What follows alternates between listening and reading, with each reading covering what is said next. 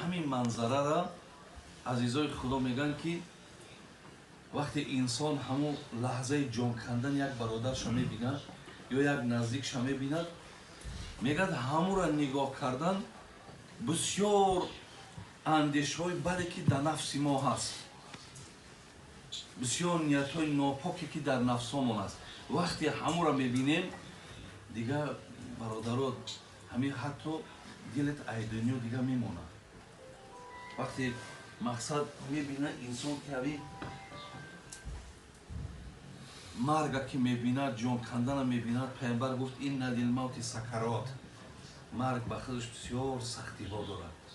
ҳамун сахтиҳоро вақте мебинӣ мегӯяд инсона дилаш дигар аз дунё мемонад, чашмаш бедор мешавад мегӯяд. хоб ва бисёр дар зеҳнаш корҳои нек пеш меояд. мегӯяд бояд ки дунё ҳамаш ҳосилаш ҳамин будааст. ҳамаи ҳамин мақсад даводаву машғулияту дигар ира бин охири кор ҳамина гуфта як фикрош иваз мешавад. дидан пас мо бародарони азиз азбас ки ака бигем дар ҳамин роҳҳову дар ҳамин даъватҳо ҳамин чизо ки машғулем, мо як ҳамсинфон аз дунё мегузашт. баъд апаш омаду гуфт ҳоҷӣ гуфт камтар ба филм ҳолш бачидаги ҳамин болаки саршда биё ягон чи бихон. мо ҳамин расидаам баробар бародари азиз ҳамин як нигоҳ карда гуфт ман хеле аҳволум бачидест. ман гуфтам иншоалло хайр ки ҳамин субҳоналлоҳ алҳамдулиллоҳ ла илоҳаиллаллоҳро гуфтам ай забон гуф накуд.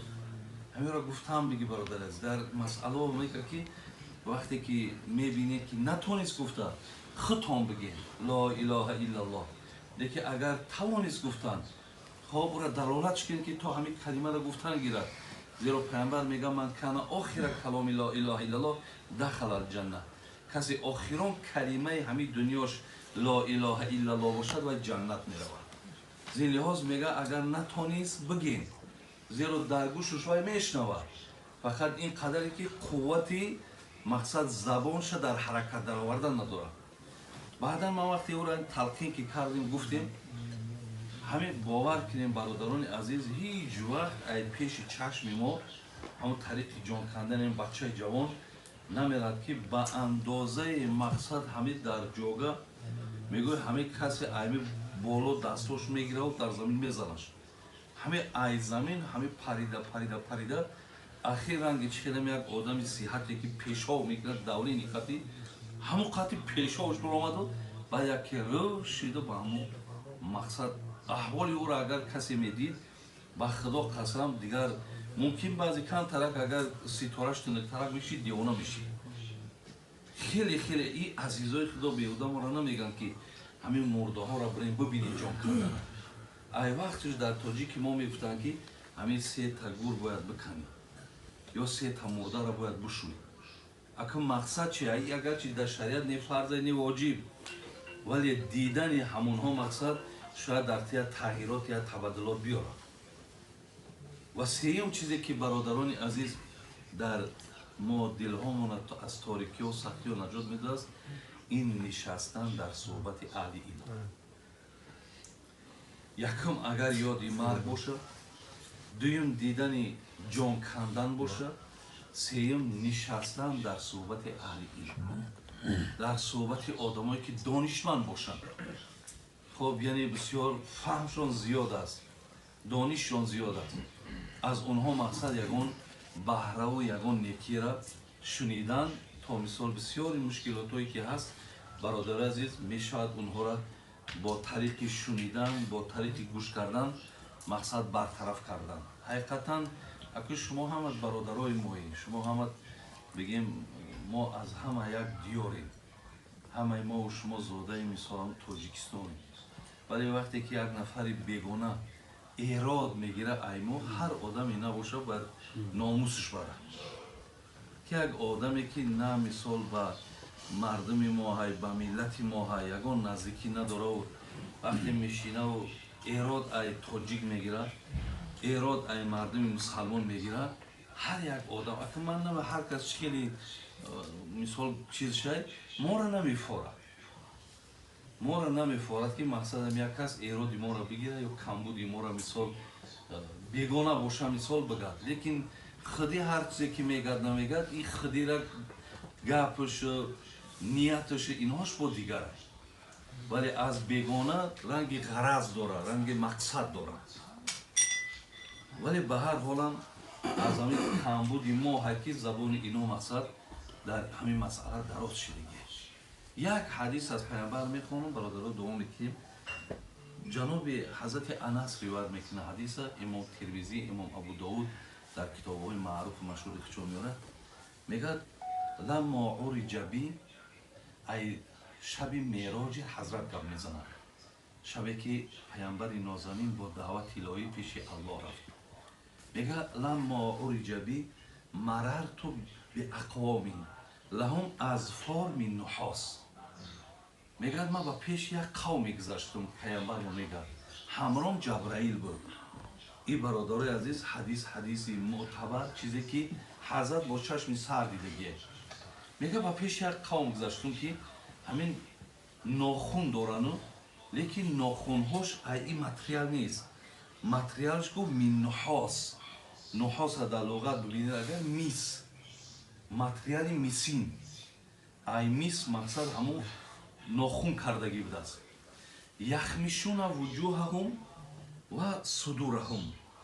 мегӯяд малоикаҳое доранд ки дар пешон, малоикаҳое ки онҳоро азият мекунанд, амршон мекунанд бо ҳамун ангуштҳо, бо ҳамун оҳан. чеҳраҳошона мегӯяд ҳамин пӯсти рӯро ба поёра меоранд. хоб дуюм кора ки анҷом метиҳанд, ҳамин аз боло мегӯяд пӯсти ҳамин болоро аз пеши баршон қад иёра поён меорад ки болош бо барқарор мешавад. кор ҳамин. мегӯяд фақулту я ҷабраил, мегӯяд бародарам ҷабраил ки дар қалб ман ҳаулои, ин рӯзи баъде ки ман дар иё мебинам, ин мушкилотеро ки ман дар иё эҳсос мекунам, инҳо чиҳо карданд ки мақсад ин қад даҳшате ки дар инҳо мебинам. мегӯяд ҳаулои яъкулуна луҳума ннос ва яқауна фи аърозиҳим. пайғамбари гиромӣ, инҳо аз зумраи бисёр бадбахтҳо буданд. инҳо ду кори беҳад зиш доштанд. зин лиҳоз шояд ки дар яке аз гуноҳҳошон рӯшона пӯст мекунанд, дар дуюм гуноҳшон рӯи синаҳошон канда мешавад. якум бародарони азиз гуфтанд якдигара дар хилват ғайбат мекунанд. яъкулуна луҳума ннос, инҳо гӯшти якдигар мехӯранд. чере ки ояти қуръон ғайбатгара ба хӯрдани гӯшти бародар ишора мекунад ки ғайбатгар мисли гӯшти бародар хӯрдан. як замонҳои бародар ки мо ҳам давраи ҳамон одамои советии мо пештараким, ҳамон як вақтҳо мегуфтанд ки ҳамин занак мардум бишина ғайбат ҳабуд намекунад. ҳозир бародарои азизи дар мо шумо мардако декор дигар занакҳо ҳам ихели имконияти шояд штанам наёванд, ё агар биёванам, агар биганам, лекин гандагии кордаргӣ ки дар моҳҳо бародари азим пайдо шудааст. ҳамин маҳфилҳомонда мешинем, бибинем ки ҳамин як камтарак агар як аволпурсӣ сар шавад, баъд ҳамин сарнавишту таърихи як каса мебардорем. барои ҳамин худо раҳмат кунад, шайх Садир як гапи зебо мегӯяд. мегӯяд макун ғайбат агар ақлат тамом аст. агар ҳақиқатан ту соҳиб ақл бошӣ, андеша дошта бошӣ, бофаҳм бошӣ, бачаи одам бошӣ, агар ғайбат накунӣ. макун ғайбат агар ақлат тамом аст, ки гуфтори ту дар ғайбат ҳаром аст. агар ақли ту гардад бар ту зоҳир, ба айби кас куҷо пардозӣ охир. як борак бачам ҳамин таърихи тавардор толи мешинӣ чорзону ай ҳол як одами дигар гап мезанӣ, ту мумкин дурӯғ мегӯӣ дар осиям, ту ҳасад дорӣ, бахелӣ, ту мисол чашми нодид дорӣ, лекин ғайбатай ку. вақте ту аввал мега аз худат агар одам то худча набина, то камбудии худча агар мақсад дидан натонад, аз дигароро ҳам бародари азиз мақсад дидан наметонад. барои ҳамин инсон бояд ай худаш хулоса барорад. якум гуфт ана ҳамин аст ки инҳо ба ғайбат фақат коршон غیبت کردن بود. یکم دویم چی بود؟ و یقعون فی اراضی. یا برادر کمتر شهرت دارد، کمتر معروفیت دارد، یک 3 و 4 مقصد خدمتش میکنند، یا کوشش میکنند که همراه آبروش بریزونند. اینها راه ها میکنند که همین آدم مقصد همین مرتبه و منزلتی که خدا داده، اینها باید که درگیردی همون چیکار کنند؟ باید حرکت ها کنند، هر خیلی راه ها بجویند، در کار شما پدستویتش میکنند که همین آدم هم باید که مقصد همین خیلی شرمندش کنیم.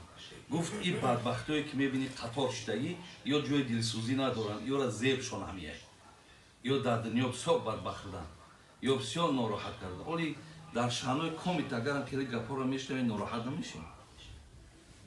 وقتی شما خودتون تازه این، وقتی خودتون پاک این، در راست وقتی میگن که میدونی که نه فلانی فلان یک عجایب دنیا شده، این همین راز من یک گپا که بخی گوش نمیگم این شهر که دایی میگشت.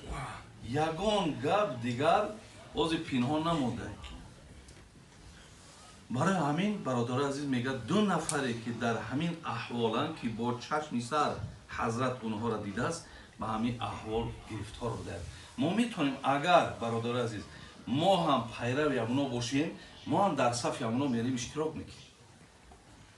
لیکن اگر ما وقتی شنیدیم اگر ایمان هامون قوی باشد، اراده هامون قوی باشد، حقیقتا اخلاص هامون به سوی دین زیادتر باشد، ما میگیم این ربین پیامبر نازنین سخن شیخی، این یگان افسانه نیست، این یگان گپی بی اساس نیست، چیزی را که حضرت به چشم سر دیده است. میشود که دیگر من بعد مقصد من در همین کار دست نزنم. زندگی‌هاست اینها برادر عزیز آزار دل یک آدم همینا همش دلالت بر همین میکنند. شاعر میگه 1000 گنج عبادت، 1000 گنج عبادت، 1000 خانه کرم، هزارها نوع عبادت ها بکن. اینه نصرت دادر مواری، اینه خیلی صدها مقصد دسترخوان پرتو، 1000 گنج عبادت، 1000 خانه کرم، 1000 طاعت شبها، 1000 بیداری، 1000 روزه سال. ببینید 1000 روزه ماه، 1000 خلوت سال قبول حق نشود گر دل بیازاری. همه کارت 1000 لیکن شومی کار در چیه؟ فقط حرکت میکنی که آثار بیاری، فتنه بدازی، جنجال بدازی، گروه تقسیم کنی. وقتی کارت بر همین باشه میگه عزیزای خدا را بین، عزیزای خدا ما را گفته استن که یعنی قبول حق نشود گر دل بیازاری.